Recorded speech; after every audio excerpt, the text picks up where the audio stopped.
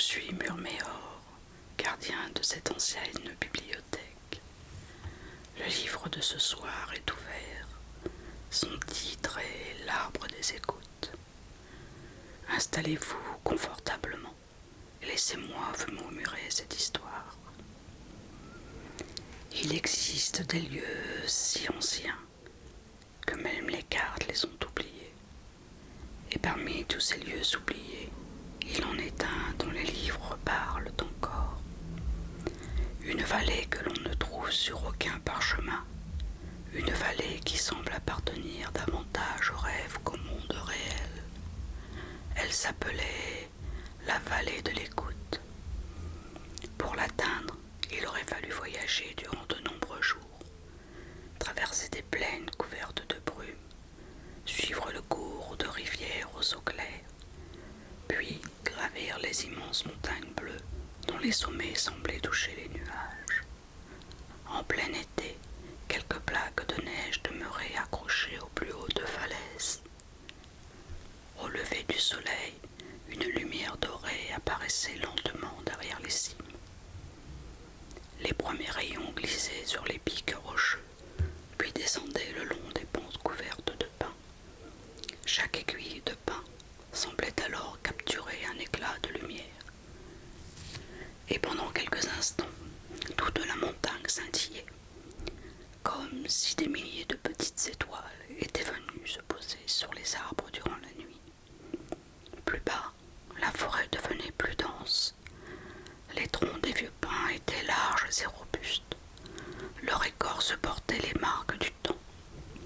Certaines racines émergeaient du sol avant de disparaître à nouveau sous les fougères. De petites fleurs sauvages poussaient entre les pierres. Lorsque la brise passait entre elles, leurs parfums se mélangeaient. L'air sentait alors le bois humide, la résine, la mousse et les fleurs sauvages chauffées par le soleil. Puis venait enfin la vallée. Vue depuis les hauteurs, elle ressemblait à un immense écrin de verdure. Une mer d'herbes douces ondulait sous le vent. Des ruisseaux argentés dessinaient de longues courbes lumineuses à travers les prairies. Par endroits, de petits étangs reflétaient le ciel avec une telle perfection qu'il devenait difficile de distinguer l'eau des nuages. On entendait le bruissement des herbes, le bourdonnement paisible des abeilles, le chant lointain d'un merle, le glissement de l'eau sur les galets, le frémissement des feuilles dans les arbres. Et lorsque le soir approchait, tout devenait encore plus beau. Le soleil descendait lentement derrière les montagnes. Le ciel se teintait d'or, puis d'ambre, puis de rose, et enfin d'un bleu profond. Les premières étoiles apparaissaient alors, une à une, comme des lanternes que l'on allumerait dans le ciel. Certaines étaient minuscules. Lorsque la nuit était parfaitement installée, la Voie lactée traversait le ciel d'un horizon à l'autre, une rivière d'étoiles, un chemin de lumière suspendu au-dessus du monde. C'était à cette heure que la vallée devenait véritablement magique. La rosée se déposait sur les herbes. Des milliers de gouttes d'eau apparaissaient sur chaque feuille. Sous la lumière de la lune, elle ressemblait à de petites perles de cristal. Les fleurs repliaient lentement leurs pétales pour la nuit. Les oiseaux se taisaient, les lapins rejoignaient leur terrier, et les renards traversaient silencieusement les prairies. Au centre de cette vallée se dressait alors une silhouette gigantesque, l'arbre des écoutes. Il dominait tout, les collines, les ruisseaux, les prairies. La forêt elle-même semblait s'être construite autour de lui. Son tronc était si large et creusé qu'une pièce comme une grande bibliothèque aurait pu y être aménagée. Son écorce possédait une teinte gris-argent. Par endroits, elle semblait presque lumineuse sous la lune. De longues rainures courraient le long du bois, comme si le temps avait gravé son passage dans le tronc. Certaines racines étaient plus larges qu'un chemin. Elles émergeaient du sol avant de replonger dans la terre. Leurs courbes formaient des arches naturelles, des passages secrets. Une mousse douce recouvrait certaines parties du bois. Une mousse d'un vert profond, épaisse comme un tapis, fraîche au toucher. Les branches de l'arbre s'élevaient si haut qu'elles semblaient disparaître parmi les étoiles. Et ces feuilles étaient extraordinaires. Le jour, elles étaient vert émeraude, mais la nuit, elles prenaient une légère teinte bleutée, comme si elles conservaient un souvenir de la lumière du ciel. Lorsque le vent les faisait frissonner, un doux son naissait dans la vallée, comme le bruissement de milliers de pages que l'on tournerait dans une immense bibliothèque endormie. C'est là, entre deux immenses racines couvertes de mousse, sous les branches de l'arbre des écoutes, qu'un petit chat noir avait l'habitude de venir chaque soir. À cette époque, personne ne connaissait son nom, car il n'en avait pas encore. Il n'était ni gardien, ni conteur, ni gardien des livres. Il était simplement un jeune chat qui découvrait le monde. Son pelage était noir comme l'encre que l'on utilise pour écrire les histoires. Mais lorsque le soleil couchant glissait sur sa fourrure, de légers reflets bruns apparaissaient parfois entre les poils les plus longs. Et sous la lumière de la lune, son pelage semblait presque bleu, comme si la nuit avait déposé sur lui un morceau de son propre manteau. Ses yeux étaient d'un vert profond, un vert lumineux, le même vert que la mousse ancienne qui recouvrait certaines racines de l'arbre des écoutes. Deux grands yeux curieux, toujours en mouvement, à observer quelque chose, car le jeune chat était curieux, terriblement curieux. Une feuille tombait d'un arbre, il voulait savoir où elle allait. Un papillon traversait la prairie, il voulait le suivre. Une luciole s'élevait dans la nuit, il voulait comprendre pourquoi elle brillait. Le monde entier semblait rempli de mystères, et il comptait bien tous les découvrir. Ce soir-là, alors que le soleil venait de disparaître derrière les montagnes, le jeune chat avançait dans les hautes herbes de la vallée. Des milliers d'étoiles brillaient désormais au-dessus de la vallée. Certaines formaient de longues traînées lumineuses, d'autres semblaient regroupées en petits amas scintillants. Le jeune chat aimait imaginer qu'elles se racontaient des histoires. Une légère brise parcourut alors les hautes herbes. Le chat sentit les parfums de la vallée voyager jusqu'à lui. L'odeur de la mousse fraîche, du bois ancien, des fleurs sauvages, de la terre humide qui conservait la chaleur du jour. Il inspira profondément puis posa doucement sa tête sur ses pattes. La nuit était belle. Pourtant, quelque chose semblait différent. Le chat redressa légèrement les oreilles.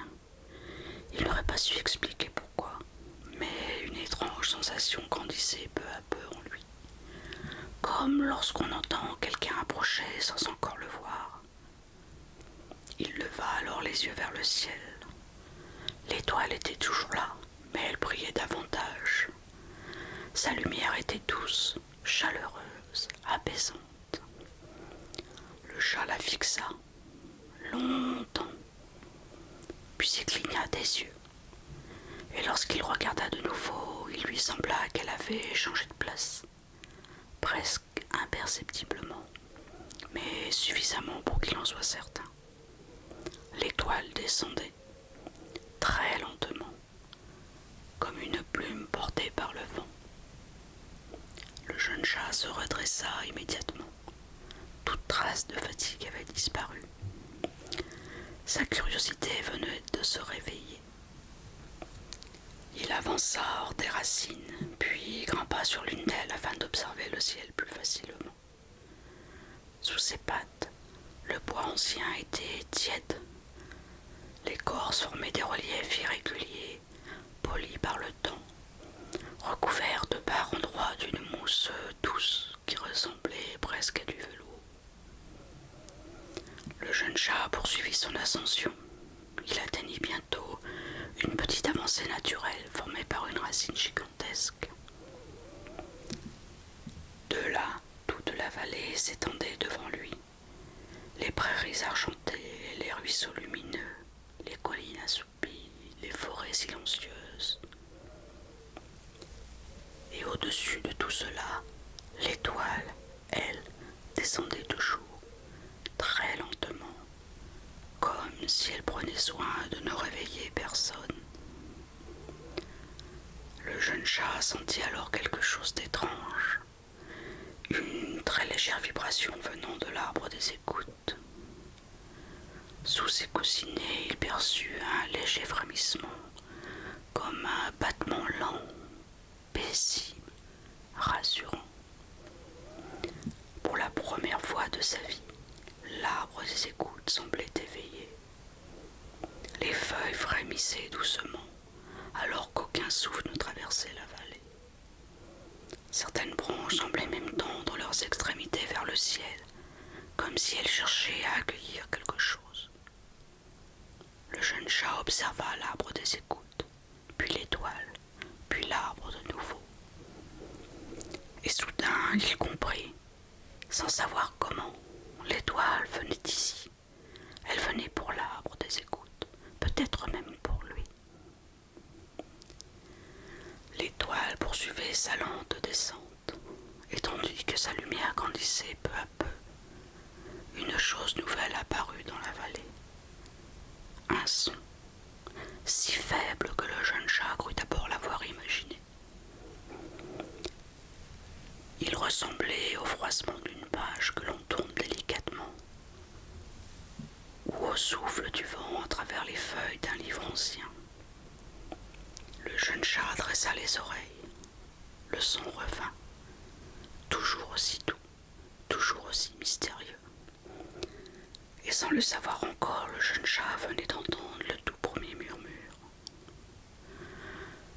Il resta immobile, perché sur l'immense racine de l'arbre des écoutes. Ses yeux verts fixés vers le ciel, ses oreilles tendues vers ce son étrange qui venait d'apparaître dans la nuit. Le murmure revint plus distinct cette fois, toujours aussi doux. Il ne ressemblait à rien de ce que le jeune chat avait déjà entendu. Et pourtant, ce son lui paraissait étrangement familier, comme un souvenir que l'on aurait oublié, comme une histoire entendue dans un rêve. Il regarda autour de lui. Toute la vallée semblait écouter. L'étoile a continué sa descente. Sa lumière devenait plus belle à chaque instant.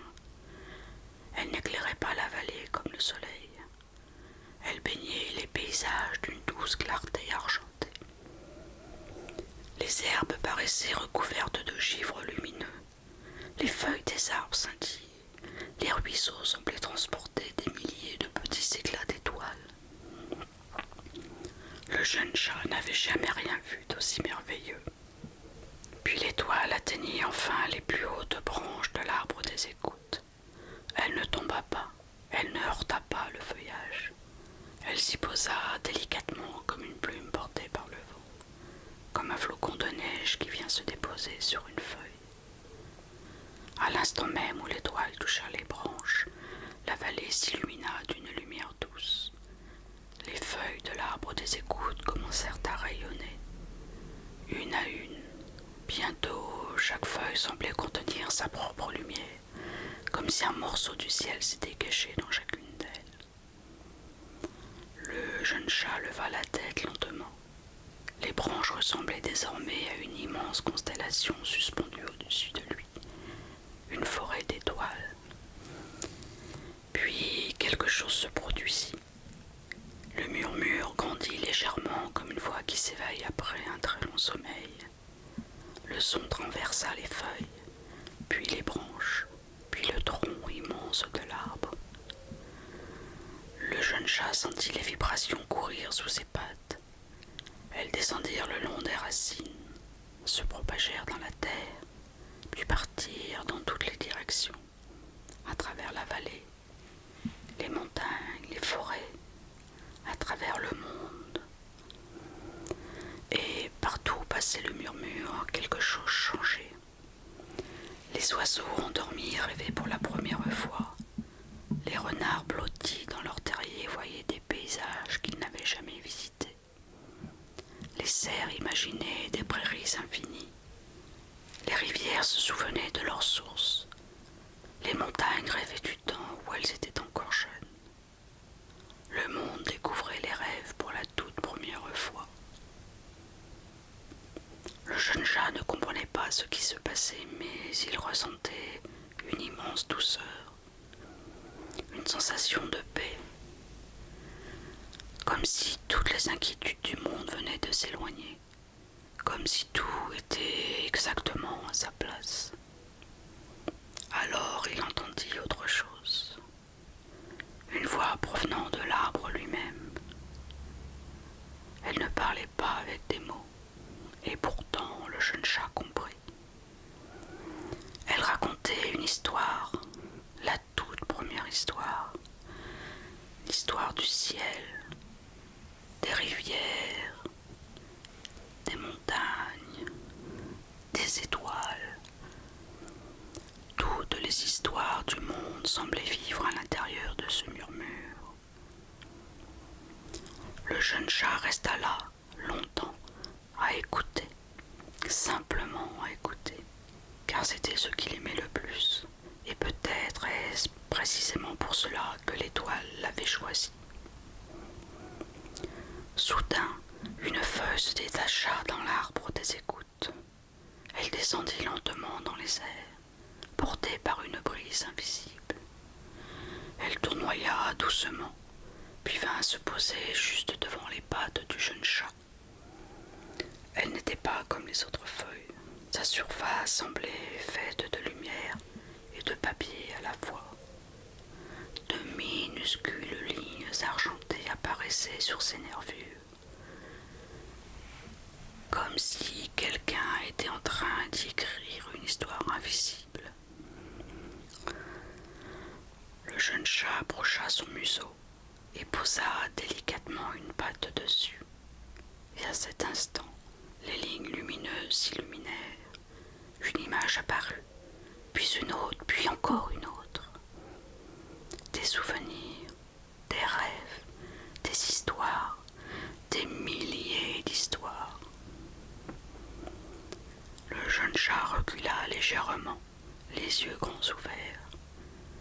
Sans le savoir, il venait de découvrir la première page du tout premier livre. Et cette nuit-là, sous les branches lumineuses de l'arbre des écoutes, commença la légende de celui qui serait un jour connu sous le nom de Murméor. La feuille lumineuse reposait toujours devant les pattes du jeune chat. Il observait la feuille sans bouger. Les fines lignes argentées continuaient d'apparaître à sa surface. Elle glissait lentement le long des nervures, comme une encre de lumière, comme les mots d'une histoire qui s'écrivait toute seule. Puis les lignes commencèrent à former des images. Le jeune chat vit un ruisseau, une montagne, une forêt. Les images apparaissaient et disparaissaient aussitôt, comme des souvenirs, des instants capturés par le temps. Il vit des oiseaux construire leur nid. Il vit les premières fleurs du printemps s'ouvrir à l'aube. Il vit les feuilles d'automne quitter les branches. Il vit la neige tomber sur les collines. Toutes ces images semblaient contenues dans la feuille, comme si celle-ci avait passé sa vie à observer le monde, comme si elle se souvenait de tout. Le jeune chat demeura fasciné, et lorsqu'il leva les yeux vers l'arbre des écoutes, Il remarqua que des milliers d'autres feuilles scintillaient désormais parmi les branches. L'étoile avait réveillé quelque chose dans l'arbre. Partout dans son immense feuillage apparaissaient de petites lueurs argentées. La nuit semblait remplie de pages suspendues dans les airs. Le jeune chat sentit son cœur battre plus vite. Jamais il n'avait vu pareille merveille. Une nouvelle feuille se détacha, puis une autre, puis encore une autre, et d'autres encore. Une feuille se posa sur une pierre du ruisseau à proximité de l'arbre des écoutes. Curieux, il s'approcha. L'eau glissait entre les galets dans un doux clapotis. La lumière de l'étoile dansait à sa surface. La feuille reposait à quelques centimètres du groupe. Et peu à peu, des images apparurent. Le jeune chat y aperçut les souvenirs du ruisseau. Les pluies du printemps, les neiges fondues des montagnes, les reflets des étoiles, les animaux venus boire à ses eaux. Le ruisseau possédait lui aussi une histoire, et la feuille semblait l'avoir recueillie. Le jeune chat comprit que l'arbre des écoutes n'entendait pas seulement le monde, il conservait ses histoires, toutes ses histoires, depuis toujours. Chaque fois qu'un être vivant vit un moment suffisamment beau, suffisamment fort, une nouvelle feuille naît dans l'arbre des écoutes. Le jeune chat regarda les milliers de feuilles lumineuses suspendues dans la nuit. Combien d'histoires contenaient-elles? Des centaines, des milliers, peut-être davantage encore. Une profonde émotion l'envahit, car il comprit soudain une chose. Les histoires étaient fragiles, les souvenirs disparaissaient, mais les feuilles les conservaient, elles empêchaient l'oubli. Et pour la première fois, le jeune chat ressentit le désir de protéger quelque chose. Non pas un territoire, non pas un trésor, mais les histoires elles-mêmes. Alors qu'il contemplait les feuilles lumineuses, le murmure revint, plus doux que jamais. Et cette fois, il comprit son message, non pas avec ses oreilles, mais avec son cœur. Le murmure disait « Les histoires ne doivent jamais disparaître ». Des feuilles descendaient lentement devant lui. Le jeune chat les rassembla instinctivement. Il les poussa délicatement avec son museau, les empila, les protégea du vent. Sans le savoir, il venait d'accomplir le premier geste d'un bibliothécaire. Au-dessus de lui, les branches de l'arbre des écoutes scintillaient toujours.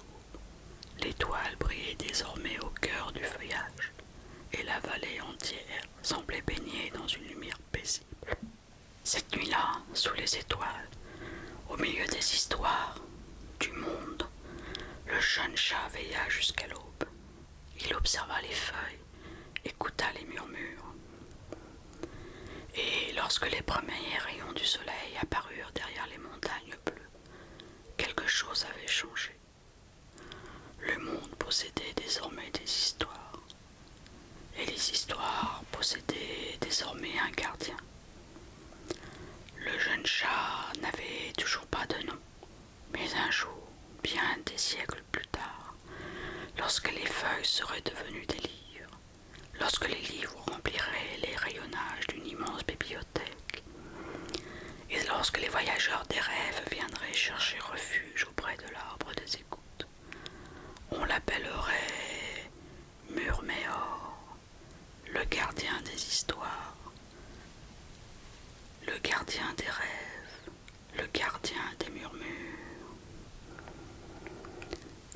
Et depuis cette nuit ancienne, lorsque le monde devient silencieux, lorsque les étoiles brillent au-dessus des forêts, lorsque les voyageurs ferment doucement les yeux, on raconte qu'il veille encore, quelque part, entre les rayonnages d'une bibliothèque oubliée, à écouter les histoires du monde et à murmurer les plus belles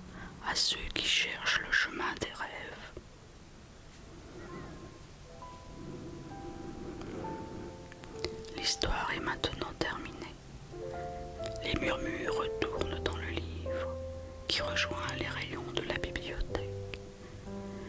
Jusqu'à notre prochaine rencontre, que votre sommeil soit doux et rempli de merveilles. Et souvenez-vous, les murmures veillent toujours sur votre sommeil.